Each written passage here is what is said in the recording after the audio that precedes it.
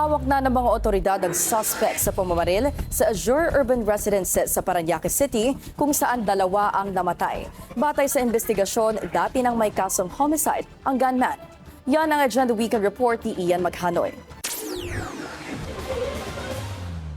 Kuha ang CCTV footage na ito sa loob ng basketball court sa Azure Residential Condominium sa Parañaque City. Makikita sa footage ang lalaking nakaputi na may hawak na payong habang papasok ng court. Maya-maya ay lumapit siya sa bench.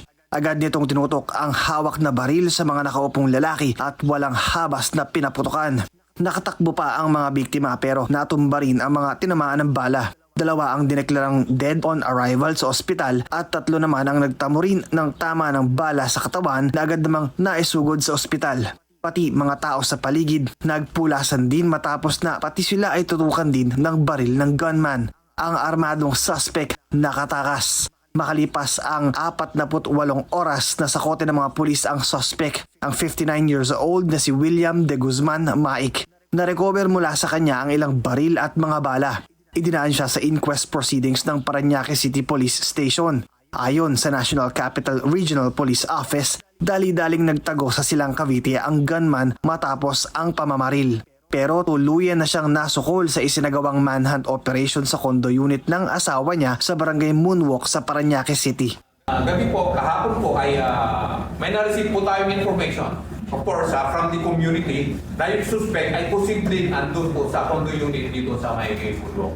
And after due validation, ay pinuntahan po natin. Lumabas pa sa investigasyon na 2 beses na palang inreklamo ng mga biktima ang gunman sa security ng kondo dahil sa pangiistorbo. Base sa log sheet, December 28, 2025 at February 4, 2026, nangyari ang umunoy pa ulit-ulit na pagkatok ng suspect sa mga biktima at hinahanap nito ang isang tao na hindi rin naman kilala ng mga biktima.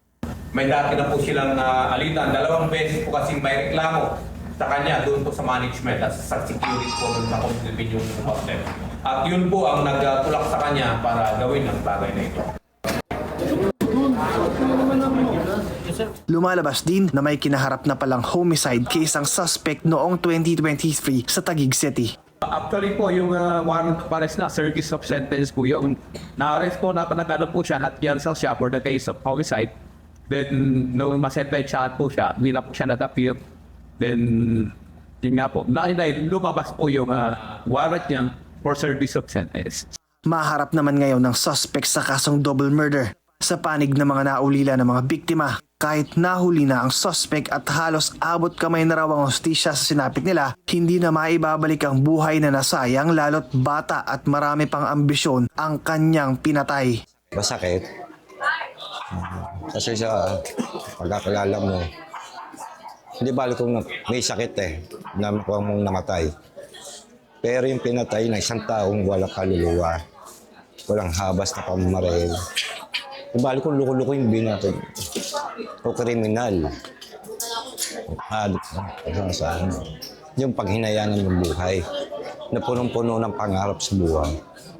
Sinubukan pa rin namin kunin ang panig ng management ng kondo pero tumanggi itong humarap sa amin. Una na nitong inihayag sa isang social media post na prioridad ng management ang kaligtasan ng kanilang mga residente. Nakikipag-ugnayan na rin umano sila sa otoridad. Naihatid na rin daw nila ang kanilang suporta sa mga biktima at hinimok ang mga kaanak ng mga ito na makipag-ugnayan din sa mga otoridad para matanggap ang kinakailangan nilang assistance at privacy sa panahong ito. Para sa Agenda Weekend, Ian Maghanoy, Billionaire News Channel.